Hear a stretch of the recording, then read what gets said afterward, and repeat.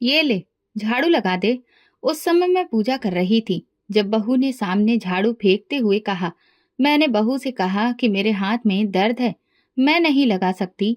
ये सुनते ही बहू ने मेरी पूजा का भी लिहाज नहीं किया और झाड़ू उठाकर मेरे हाथों पर मारने लगी। बोली, आज मैं तुम्हारा सारा दर्द निकाल दूंगी। मैं अपने भगवान को पुकारने लगी। बहू ने मुझे इतना मारा कि मेरी बाईं हड्डी चटक गई और मैं बिलक बिलक कर रोने लगी। रात को बेटा आया तो घर में सन्नाटा था। मैं जानती थी कि बहू अब उसे भड़काएगी, लेकिन जैसे ही मेरा बेटा कमरे में गया, अचानक उसकी चीखें गूंजने लगीं। मैं घबराई हुई अंदर गई तो बहू का अंजाम देख, पति के देहांत के बाद मुझे ऐसा लगा जैसे मेरी आत्मा का एक हिस्सा भी मर गया हो। मेरी सांसें तो चल रही थीं, लेकिन जिंदा होने का एहसास खत्म हो चुका था। पूरे घर में एक अजीब सा सन्नाटा था, जो मेरे दिल की हालत का आईना बन चुका था। सफेद चादर में लिपटा उनका बेजान शरीर जब अंतिम संस्कार के लिए उठाया गया, तो मुझे ऐसा लगा जैसे कि मेरी सांसें भी उखड़ रही हों। मैं चुपचाप सब देखती रही, ना आंसू निकले ना आवाज। दुख ऐसा जो जुबान से निकलने के काबिल ही नहीं रहा। ससुराल में सबसे पहले तो मुझे दिलासे दिए गए। 2 दिन मेरे साथ सब लोग बैठे भी, लेकिन तीसरे दिन से आंखों में वही पुरानी अजनबीपन झलकने लगा। ऐसा लग रहा था कि अब मैं उन लोगों पर एक एहसान, एक बोझ बन गई हूँ। उनके मरने के तीसरे हफ्ते ही मेरी नंद ने साफ लहजे में कह दिया, अब तो तुम्हारा यहाँ पर कोई अधिकार नहीं बचा। ससुराल वाले तो और भी ज्यादा कठोर हो चुके थे। हमने क्या हर वक्त तुम्हारे आंसू ही देखते रहने हैं? ना हमें चैन है और ना हमारे बच्चों को। वो मुझे जताकर बोली। सच तो ये है कि पति की मौत के बाद मैं उस घर में सिर्फ एक बोझ बन चुकी थी और एक दिन दरवाजे पर मेरे सामान की गठरी रख दी गई। मैं गली में खड़ी थी, हाथ में एक छोटा सा बैग और दिल में हजार सवाल, पर जाने क्यों आंखों से आंसू नहीं बह रहे थे। शायद दर्द भी अपनी हद से गुजर चुका था। भाई को फोन किया, उसने आने को कहा और मैं इस उम्मीद में थी कि अब शायद मुझे कुछ सुकून मिलेगा। भाई के घर आ गई, जहां मुझे एक आसरा महसूस हुआ। भाभी ने गरम खाना दिया, बच्चों ने हंसकर बातें की और मैंने भगवान का शुक्रिया अदा किया। लेकिन ये सुकून कुछ समय का था। जैसे जैसे दिन गुजरे, भाभी के चेहरे पर वही पुरानी नफरत लौट आई। छोटी छोटी बातों पर मुंह बनाना, आवाज ऊंची कर देना।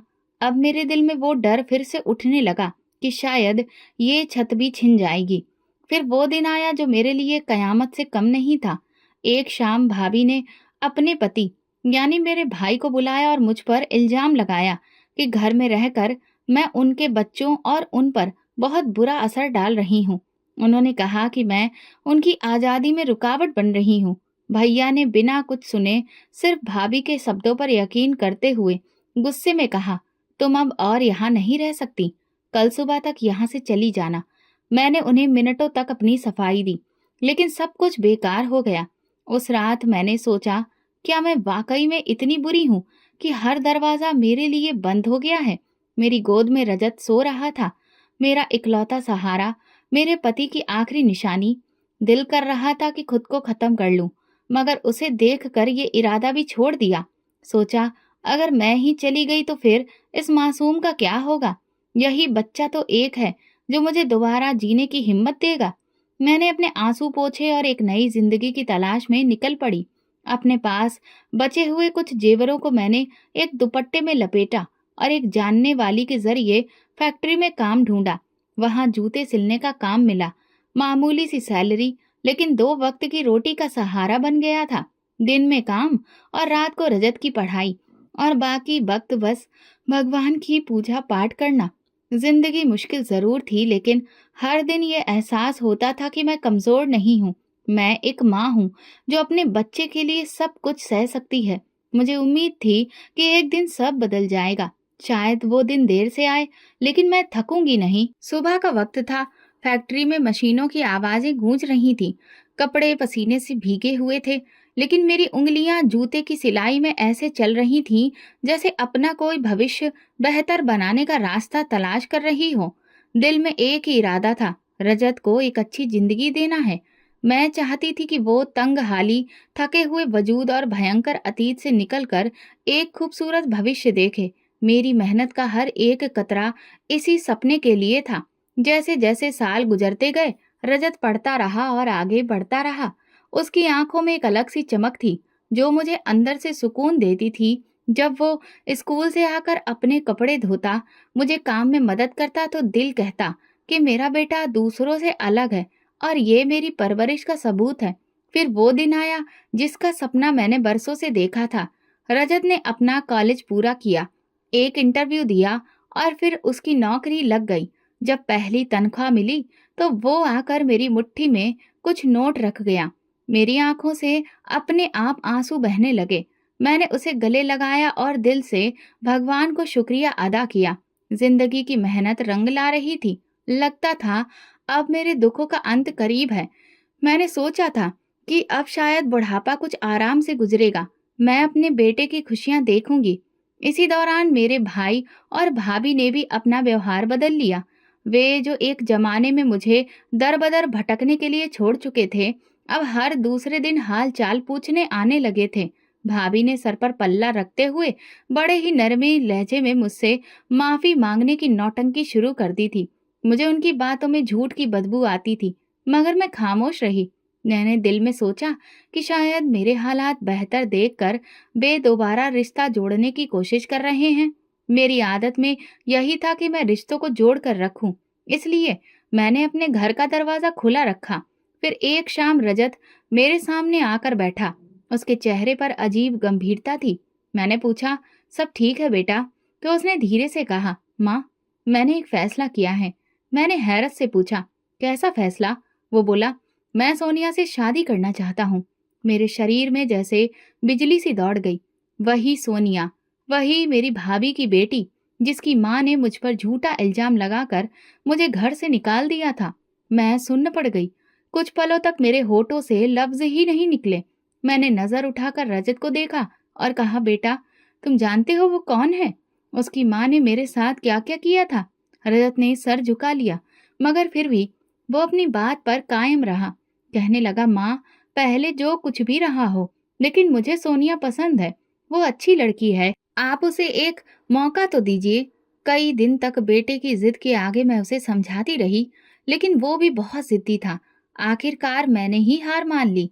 एक दिन भाई और भाभी को घर बुलाया और फिर दिल पर पत्थर रखकर रिश्ता मांग लिया। ये मेरी जिंदगी का सबसे कड़वा पल था। भाभी के चेहरे पर वही जीत की मुस्कुराहट थी, वही गुरूर, लेकिन मैं चुप रही। रजत की खुशी की खातिर मैंने अपने दुख को निगल लिया। ये एक माँ ही कर सकती है, जो अपनी नफरत भी अपने बच्चों की खुशी पर कुर्बान कर दे। शादी तय हो गई, रस्में हुई और सोनिया मेरी बहू बनकर मेरे घर आ गई। दिल से खुशी का एक कतरा भी नहीं था। हर मुस्कुराहट बस दिखावा थी। मैं जानती थी जो जहर इस रिश्ते में छुपा है, वो जल्दी ही असर दिखाएगा। पर मैं माँ थी ना, इसलिए चुप रहने का फैसला किया। मैंने सब कुछ भगवान के हवाले किया और खुद को एक नई परीक्षा के लिए तैयार कर लिया।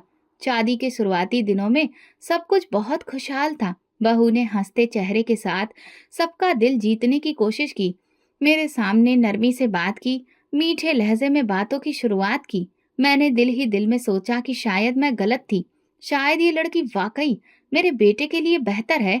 मगर माँ का दिल धोखा खा भी ले तो आंखें आखिरकार सच को पहचान ही लेती हैं। और ये सच ज्यादा देर छुपा नहीं रहा।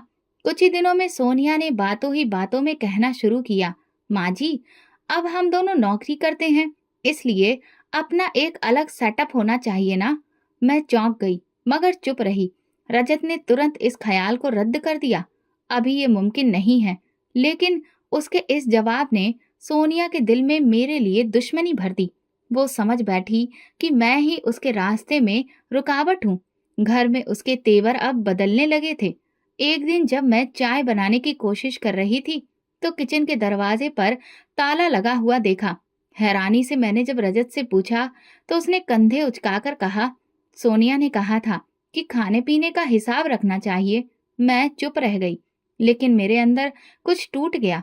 वो किचन जहां मैं अपने बेटे के लिए बरसों से खाना बनाती थी, उसकी पसंद की हर चीज बनाती थी, आज वहां जाना भी मेरी मर्जी का नहीं रहा। कुछ ही दिनों में घर के हर कोने में मेरी जगह कम होने लगी। जो पैसे रजत हर महीने लाकर मेरे हाथ में रखता था, अब वो भी बहू के हाथ में जाने लगे। मैं अपनी जरूरतों के लिए अब उसकी मोहताज हो गई थी। एक माँ जिसने अपनी जिंदगी में कभी किसी के सामने हाथ नहीं फैलाए, आज उसे दवाई के लिए भी बहू के सामने नजरें झुकानी पड़ती। वो मुझे ऐसे आदेश देती जैसे मैं कोई काम वाली हूँ। सुबह उठते ही बर्तन धो दीजिए, कपड़े प्रेस कर दीजिए और हाँ, मेरी चप्पल भी साफ कर दीजिए। अगर कभी मैं इनकार कर देती या कोई काम नहीं कर पाती, तो उसकी जुबान से वो जहर फूटता जिसकी कड़वाहट दिन भर मुझे महसूस होती। एक दिन मैंने थकान की हालत में कहा, बेटी, आज मेरी तबीयत कुछ ठीक नहीं है, जरा आराम करना चाहती हूँ। जवाब में उसकी तेज आवाज सुनाई दी, तू किस लिए बैठी है इस घर में? खाने को, रहने को सब कुछ मिल रहा है, अब काम भी नहीं करेगी? ये वो पल था जब मेरी आंखों में आंसू आ गए। मैंने पलट कर कुछ भी नहीं कहा।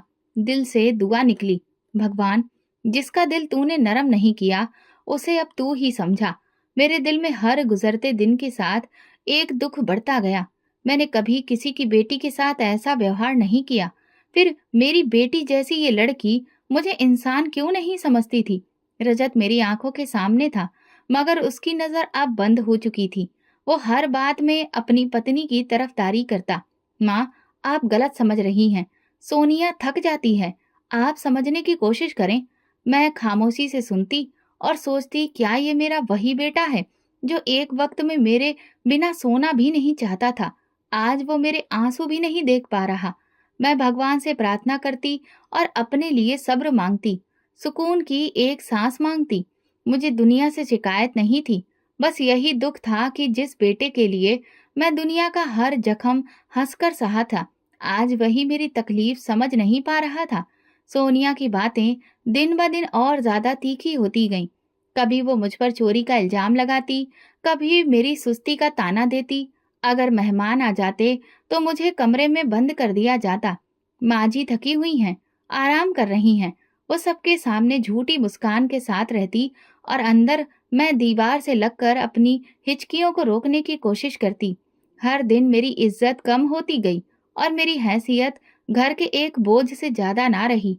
मैं कोने में सिमट गई थी, जहां सिर्फ यादें थीं, खामोशी थी और दिल में जलती हुई चुभन। जिस वक्त मैं पूजा करती, बस उसी वक्त सुकून महसूस करती, क्योंकि ये वही एक पल था जब मैं खुद को इस दुनिया के जन्म से दूर अपने भगवान के पास महसूस करती। मेरा कमरा छोटा सा ही था, लेकिन वो भगवान का घर बन चुका था। मैं अभी भी भगवान को याद कर रही थी कि इस पल दरवाजा धड़ाम से खुला। सोनिया अंदर आई, हाथ में झाड़ू, चेहरे पर गुस्सा और आंखों में वही नफरत जो वो अब हमेशा ही उसके चेहरे पर दिखती थी। मैंने चौंक कर उठाया। वो जोर से बोली, ये ले, झाड़ू लगा दे, और मेरे सामने झाड़ू फेंक दिया। मेरी नजरें उसके नफरत भरे चेहरे पर ठहर गईं। मैंने धीरे से कहा, बेटी, मेरे हाथों में दर्द है, आज नहीं हो पाएगा। लेकिन ये सुनकर वो जैसे और भड़क गई। उसने कोई लिहाज नहीं रखा, न मेरी उम्र का, न इस बात का कि मैं इस वक्त भगवान के सामने बैठी थी। उसने झाड़ू उठाया और मेरे हाथ पर जोर से मारा। दर्द की एक तेज लहर पूरे बाजू में दौड़ गई। मैं सिसक कर अपना हाथ पीछे किया, लेकिन उसकी जुबान जहर उगलती रही। आज तुम्हारा सारा दर्द निकालती हूँ, वो मुझे मारते मारते बोलती जा रही थी और मैं बेबसी से खुद को समेटने की कोशिश करती रही। मेरी पूजा अधूरी रह गई। आंखों से आंसू बहने लगे। दिल में आया कि शायद मैं उसे भगवान की दुहाई दूं तो ये जुल्म रुक जाए। मैंने हाथ जोड़कर कहा, सोनिया, भगवान का वास्ता, मैं तुम्हारे लिए माँ जैसी हूँ। मगर शायद उसके दिल में इंसानियत बची ही नहीं थी। वो रुकने के बजाय और जोर से बोली, तू मर क्यों नहीं जाती? हर वक्त रोती रहती है, जान छोड़ दे हमारी। उसके ये शब्द मेरे दिल में तीर की तरह घुस गए।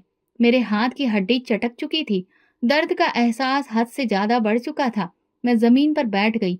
कमरे में दिया अभी भी जल रहा था। मैंने एक बार फिर भगवान की तरफ देखा और कहा, मैं भी तुम्हारी औलाद हूँ, अब तुम ही देखो। बहुत देर तक उनके सामने सर झुकाए पड़ी रही, आंखों से आंसू निकलते रहे। मेरे बाजू से दर्द की लहर सीने तक आ गई थी। मैं सांस ले रही थी, लेकिन हर सांस दर्द में डूबी हुई थी। जब हिम्मत करके उठी तो पूरे शरीर में थकान और कमजोरी थी। वो जा चुकी थी। दरवाजा बंद था। मेरा दिल तो चाहा कि बेटे को सब कुछ बताऊं, मगर मुझे पता था कि वो मेरी बात पर यकीन नहीं करेगा। पिछली बार भी जब मैंने सिर्फ इतना कहा था कि सोनिया का व्यवहार ठीक नहीं है, तो उसने मुझे ही समझाया था, आप कुछ ज्यादा ही सोचने लगी हैं। सोनिया दिल की बुरी नहीं है। मुझे पता था कि इस बार भी वही होगा, और इसीलिए मैं फिर चुप हो गई। मैंने ना खाने के लिए खाना मंगवाया, ना पानी। बस अपनी टूटी हुई हड्डी को कपड़े से बांधा और बिस्तर पर लेट गई। रात भर दर्द के साथ वो सारी बातें मेरे कानों में गूंजती रहीं। तू मर क्यों नहीं जाती? ये वो ताना था जो मैं कभी भी भूल नहीं पाऊंगी। एक माँ को उसकी बहू का ये कहना, मर जा, सिर्फ शरीर नहीं, आत्मा को भी जख्मी कर देता है। सुबह जब आंख खुली तो कमरा वैसे ही सन्नाटे में डूबा था। मैंने एक बार फिर से भगवान को दिल से याद किया। मैंने कभी किसी के साथ अगर बुरा किया हो भगवान, तो मुझे माफ कर देना।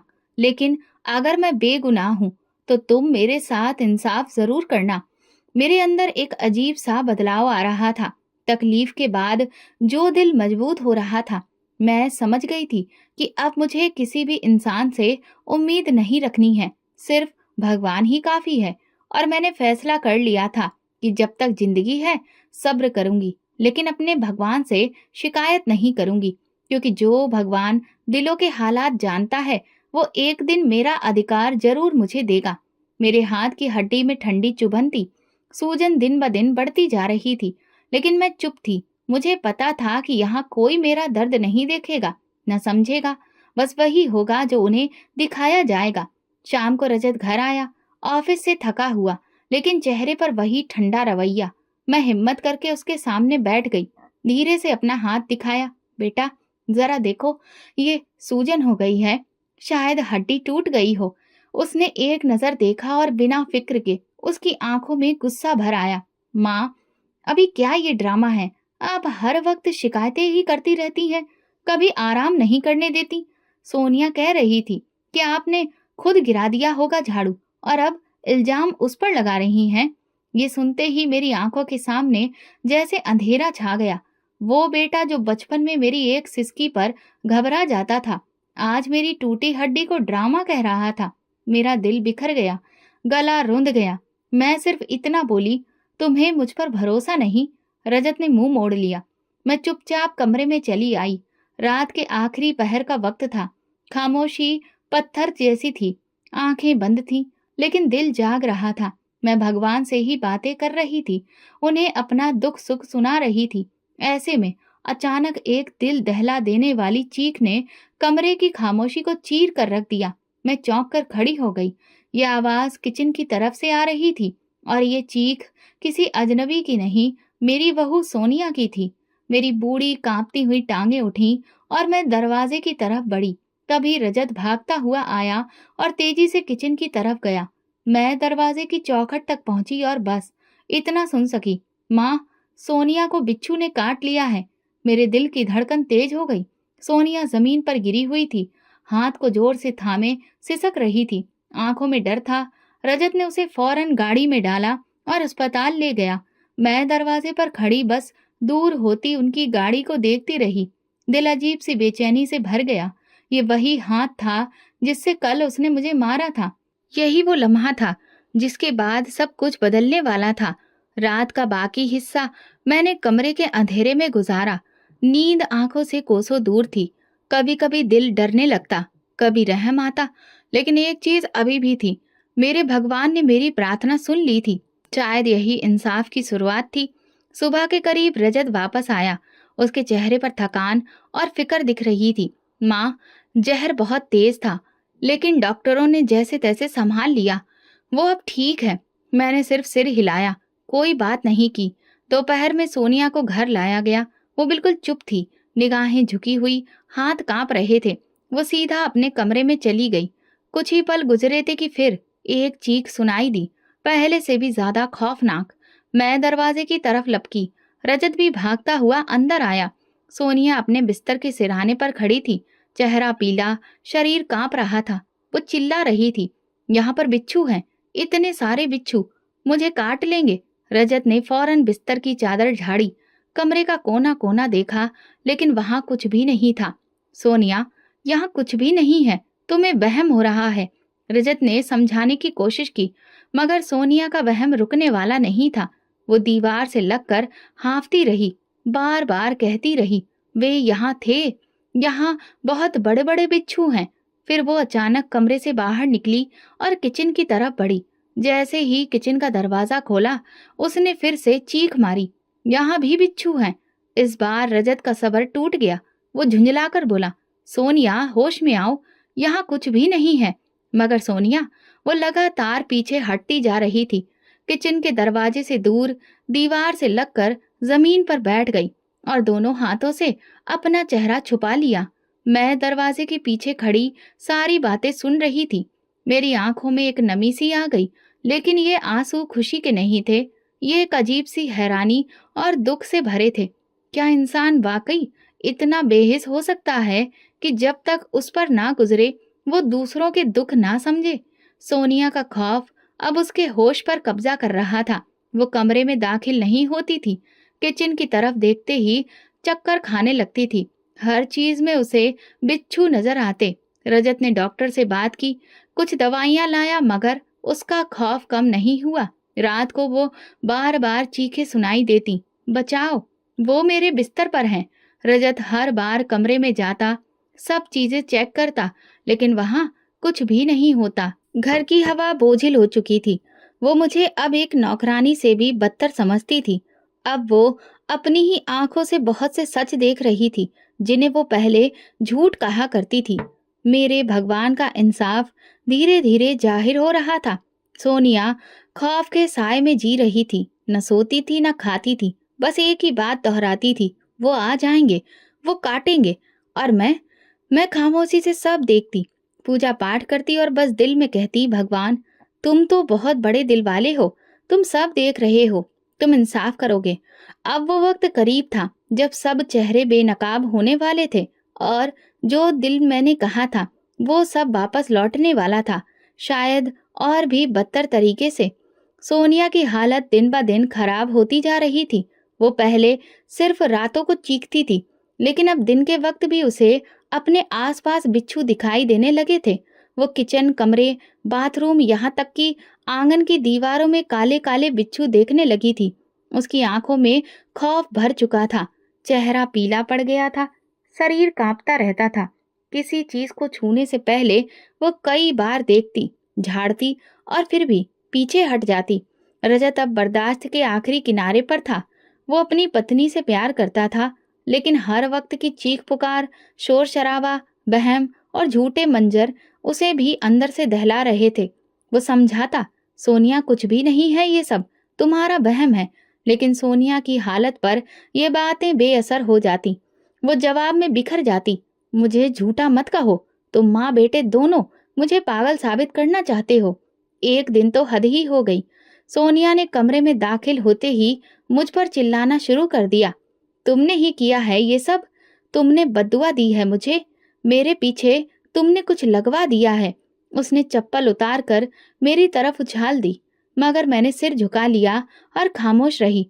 रजत ने गुस्से में आकर उसे रोका तो वो उस पर भी चिल्ला पड़ी, तुम क्यों इस बुढ़िया की तरफदारी करते हो? तुम्हें मैं पत्नी नहीं दिखती, सिर्फ अपनी माँ ही नजर आती है। रजत का चेहरा लाल हो गया, आवाज बुलंद हो गई, बस करो सोनिया, अब हद हो गई है। सोनिया ने उसी वक्त अपना बैग उठाया, कपड़े समेटे और बोली, मैं अपने मायके जा रही हूँ, तुम्हें मेरी फिक्र नहीं तो मुझे भी तुम्हारी जरूरत नहीं। मैं दरवाजे के पीछे खड़ी थी। दिल में सुकून और दुख की एक मिली जुली भावना थी। जब वो निकल गई तो मैं रजत के पास आई और कहा, बेटा वो तुम्हारी पत्नी है, उसे तुम वापस ले आओ। उसने मेरी तरफ देखा, आंखों में एक थकान थी, जैसे बरसों का बोझ उठा रखा हो। फिर धीमे लहजे में बोला, नहीं माँ, अब मैं नहीं जा सकता। जो जुबान आज उसने आपके लिए इस्तेमाल की वो कभी भुलाई नहीं जा सकती। पहली बार रजत ने खुद मेरी आंखों में आंखें डालकर बात की थी। मुझे महसूस हुआ जैसे वो जाग चुका हो, जैसे अब उसने सच देख लिया हो। दूसरी तरफ सोनिया के माँ बाप हैरान थे। वो समझ नहीं पा रहे थे कि अचानक उनकी बेटी को ये क्या हो गया है। जब वो घर पहुंची तो कुछ घंटे के अंदर ही उसने शोर मचाना शुरू कर दिया। दरवाजे के नीचे बिच्छू है, अलमारी के पीछे भी है, मुझे यहाँ भी ये काटने के लिए आ गए हैं। माँ बाप ने कमरे में झांका, देखा, मगर कुछ भी नहीं था। सोनिया जमीन पर बैठ गई, अपने बालों को नोचने लगी और रोती रही। ये सब उस औरत की वजह से है। वो मेरे पीछे किसी साय को लगा कर गई है। कभी वो रात को सोते सोते हड़बड़ाकर उठ बैठती, कभी दिन के वक्त दीवारों पर हाथ मारती। हर घंटे के बाद एक नई चीख, एक नया वहम। उसके माँ बाप ने डॉक्टर के पास उसे ले जाना शुरू किया। पहले तो रोजाना लेकर जाते, फिर उसका चेकअप कराया गया और दवाइयां दी गईं, नींद की गोलियां भी, लेकिन कोई फर्क नहीं हुआ। घर वाले अब थकने लगे, पड़ोसी भी चुपके चुपके बातें करने लगे। ये वही लड़की है ना जिसने अपनी सास को मारा था? भगवान की मार पड़ी है इसे। रजत ने कुछ दिन फोन पर उसके माँ बाप से बात की, लेकिन अब वो भी खामोश थे। न बेटी को समझ पाते, न बेटी के पति को कुछ कह पाते। वो खुद परेशान थे। बेटी एक कदम बाहर ना निकालती और घर में सब कुछ उलट पुलट कर रख देती। सोनिया का वजूद अब एक साया बन चुका था, बेचैन, बदहाल और बेकाबू। और मैं भगवान से कहती, अब इंसाफ हो गया, अब उसे माफ कर दो, उसे अब तुम आराम दो भगवान।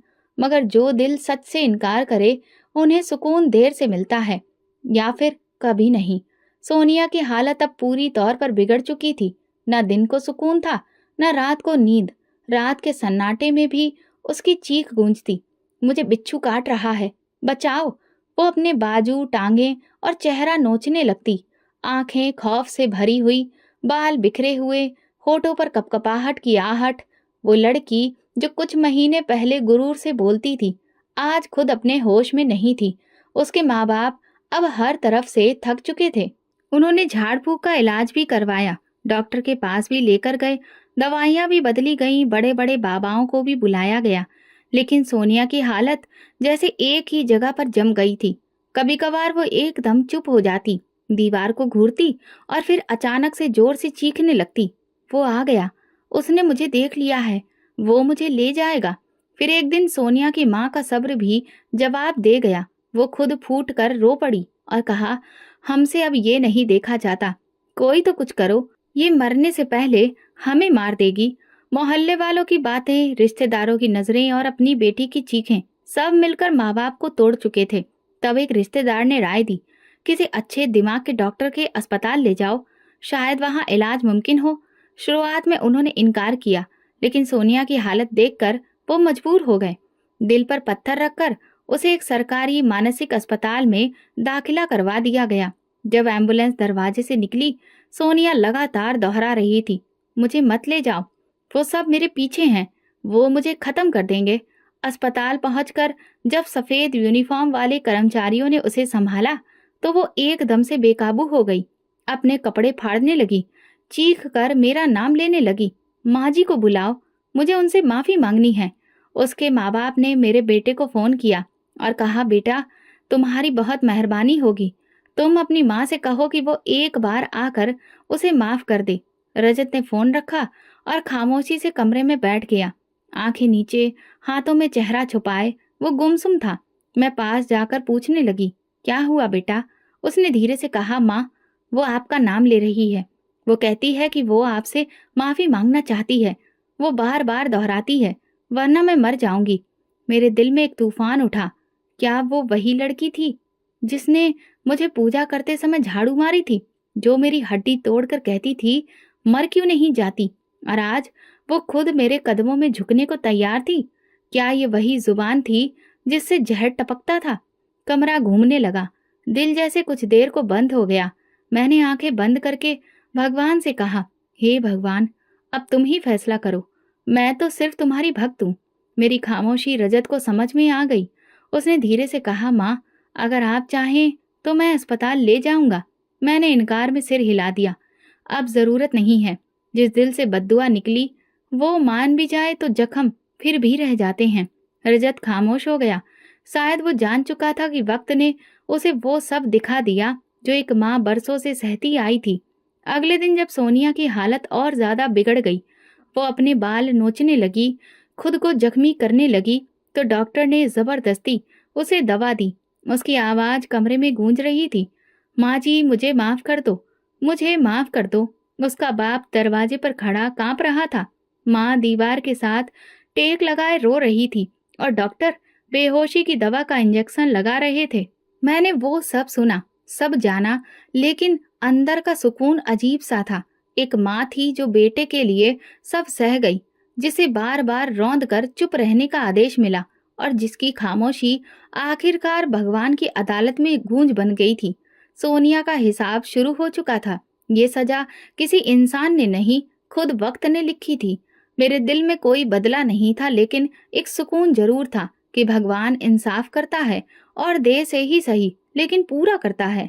उसी दिन की सुबह आम दिनों से कुछ अलग नहीं थी, मगर मेरे दिल में एक बेचैनी सी थी। मैं रोजाना की तरह पूजा कर रही थी, तभी दरवाजे पर दस्तक हुई। दरवाजा खोला तो सामने भाई और भाभी खड़े थे।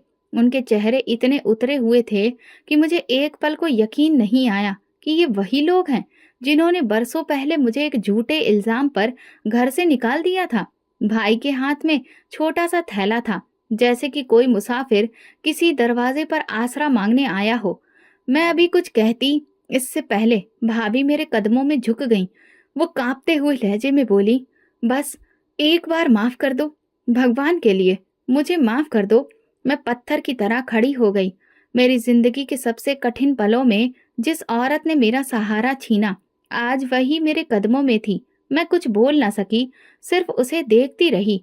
उसकी आंखों से बहते हुए आंसू, कपकपाते हाथ और चेहरे पर शर्मिंदगी ने मुझे कई साल पीछे ले जाकर खड़ा कर दिया।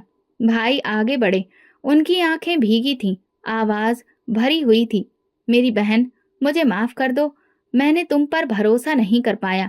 मैंने अपनी आंखों से सच देखने से इनकार किया। सोनिया की हालत देखकर अब सब कुछ साफ हो चुका है। वो जो कुछ भी सह रही है, वो सब बद्दुआ का असर है, तुम्हारी आह का असर है। मेरा दिल एक लम्हे को रुक सा गया। बरसों से अंदर दबी हुई घुटन जैसे जुबान पर आना चाहती थी, लेकिन मैंने खुद को रोक लिया। मैं चाहती तो चिल्ला चिल्ला कर कहती, अब आए हो मुझसे माफी मांगने? जब सब कुछ छिन गया तब तुम्हें मेरी सच्चाई याद आई, लेकिन मैं चुप रही। मेरी माँ ने सिखाया था, सच बोलकर नहीं, सच सहकर जीता जाता है। भाभी रोती रही, बार बार दोहराती रही, मैंने ही तुम पर झूठा इल्जाम लगाया था।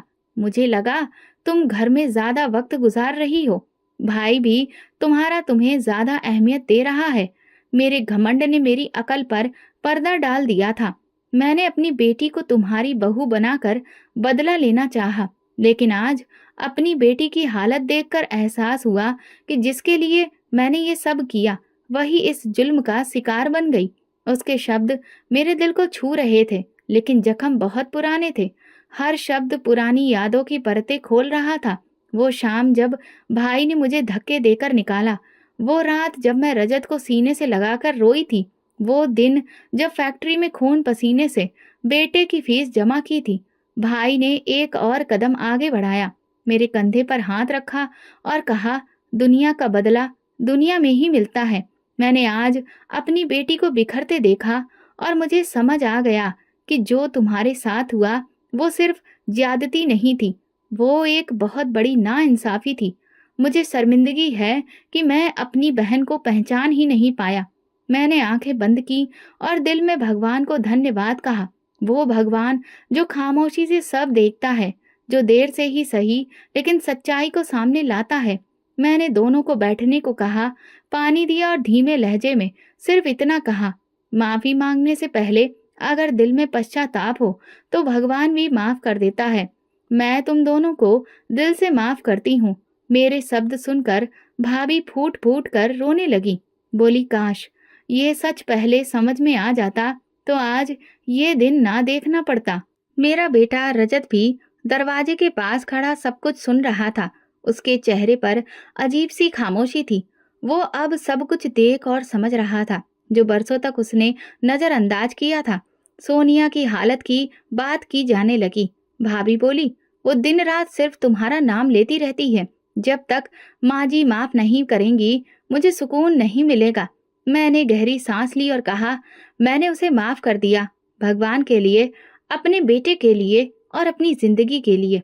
लेकिन जो कुछ हुआ वो कभी भूला नहीं सकती। उस दिन मेरे दिल पर बरसों से रखा बोझ कुछ हल्का हुआ। वो कालिक जो झूठे इल्जाम की सूरत में मेरे किरदार पर मल दी गई थी, आज धुल गई थी। वे आंखें जो मुझे शक से देखा करती थीं, आज शर्मिंदगी से झुकी हुई थीं। उनके जाते ही मैंने एक बार फिर भगवान को धन्यवाद कहा।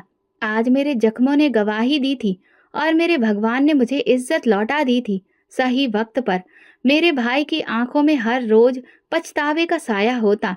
वो जब भी आता मेरे कदमों में बैठ जाता और बार बार कहता, तुम बस एक बार कह दो कि तुमने मुझे दिल से माफ कर दिया। मैं उसके हाथों को सहलाती और कहती, माफ किया दिल से। मगर सच ये है कि कुछ जख्म माफ तो हो जाते हैं, पर कभी बदलते नहीं। भाभी भी हर मुलाकात पर रोती। वो अपने किए पर शर्मिंदा थी और उनकी जुबान पर हर वक्त सिर्फ एक बात होती, अगर मैं झूठ ना बोली होती तो आज ये दिन न देखने को मिलता। लेकिन कहते हैं ना, जो बोया जाता है वही काटा जाता है।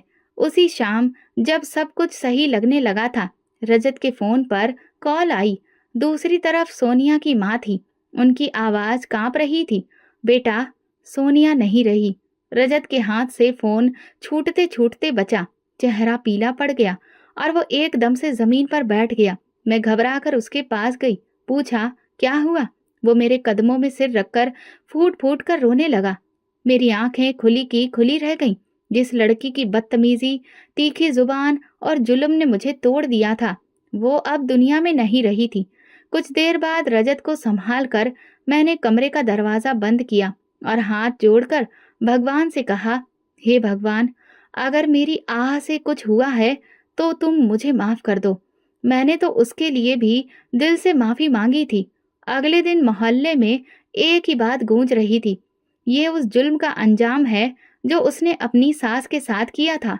लोग आते, दुख जताते, मगर साथ में ये भी कहते, भगवान का इंसाफ भी बहुत निराला है, जो करते हो वही लौट कर आता है।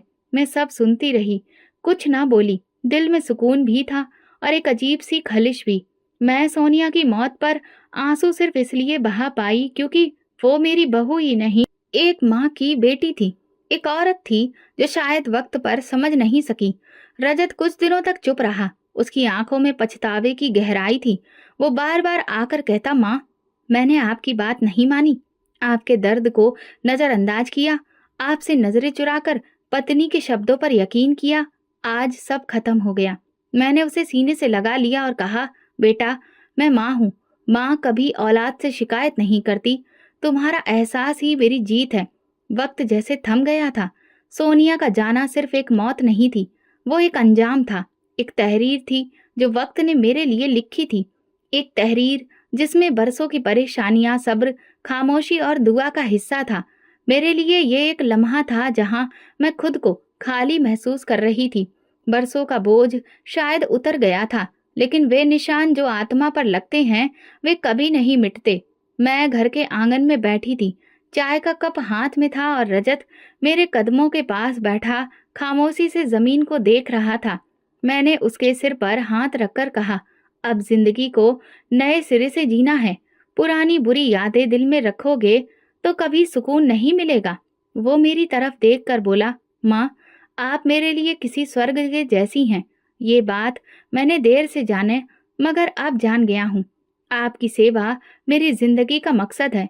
मेरे दिल को सुकून मिला, एक ऐसा सुकून जो बरसों के बाद नसीब हुआ, और उसे पाकर मैंने भगवान से सिर्फ एक दुआ मांगी, भगवान, जो सच्चाई की राह पर चले उसे कभी भी अकेला मत छोड़ना, और जो जुल्म करे उसे वक्त पर उसका आईना जरूर दिखा देना।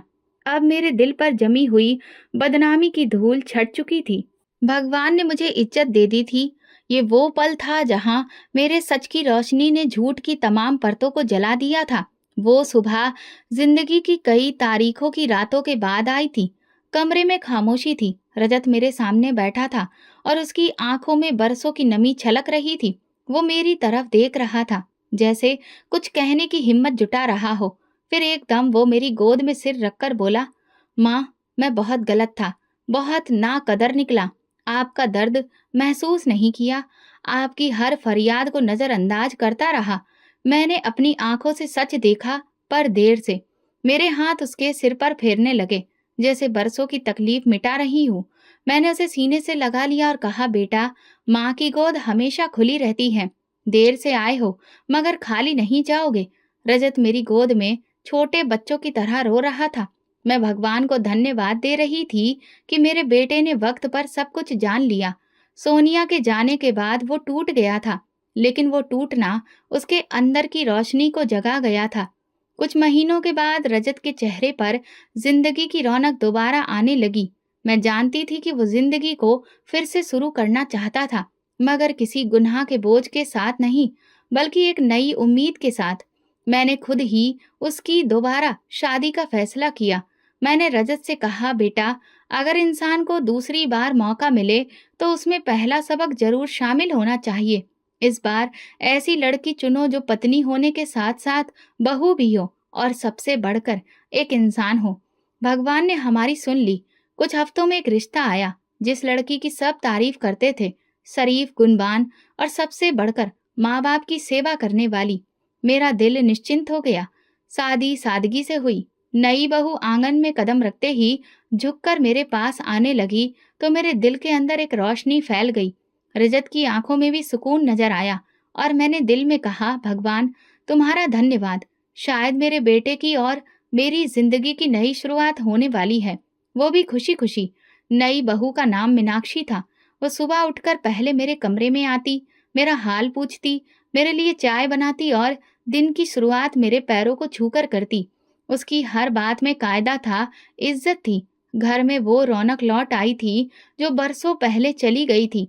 खाने की मेज पर अब हंसी की आवाज सुनाई देने लगी। किचन से महक आती और रजत अब मुझे अपनी जिंदगी का जरूरी हिस्सा मानता। वो शाम को ऑफिस से आता, मेरे कमरे में बैठकर हाल पूछता और कहता, माँ, आज जो सुकून है वो शायद कभी नहीं था। जिंदगी जैसे अपनी असली हालत में लौट आई थी। लेकिन कुछ रातें ऐसी भी आती जब खामोशी दिल को घेर लेती, जब सब सो रहे होते और मैं अकेली बैठकर अतीत की परछाइयों को देखती।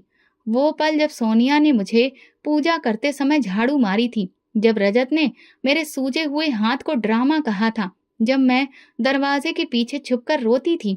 वो सब यादें आज भी मेरे साथ चलती हैं। फिर मैं खुद को समझाती कि वो सब एक गुजरा हुआ कल है और आज के लिए भगवान को धन्यवाद देती, जिन्होंने इंसाफ किया, सुकून दिया और मेरा बेटा मुझे लौटा दिया। लेकिन दिल है कि अभी भी वो सब याद करता रहता है। मैंने मीनाक्षी को कभी वो सब नहीं बताया। उसकी मोहब्बत में मुझे कोई शक नहीं था और मैं नहीं चाहती थी कि मेरे जख्म उसकी खुशियों पर साया डालें। बस कभी कभार जब वो मेरे घुटनों पर मालिश करती तो मैं उसका हाथ थाम लेती। मेरे घर में खुशियां वापस लौट आई थीं। रजत भी बदल चुका था। वो अब हर वक्त मेरे आसपास रहता, मेरी तबीयत का ख्याल रखता, मेरी इच्छा का मान रखता। कभी जब मैं थक जाती तो धीरे से कहता, माँ, अब मेरा सब कुछ आपके आसपास ही घूमता है। ये सुनकर मेरी आंखें नम हो जाती। आज मेरी जिंदगी में वो सुकून था जिसकी तलाश मैंने पूरी उम्र की थी। मैंने सब्र रखा था और उसका नतीजा ये था कि आज मेरा बेटा बदल चुका है। आज वो दूसरों पर यकीन करने की जगह अपनी माँ की बात को सुनता है और मेरे आदेश को मानता है। वो मेरी कुर्बानियों को सिर्फ मेरा फर्ज नहीं समझता, बल्कि शुक्रिया के आंसू भी लाता है। वो सोनिया, जो एक जमाने में मेरे लिए तकलीफ का दूसरा नाम थी, अब उसका अंजाम दुनिया के सामने आया।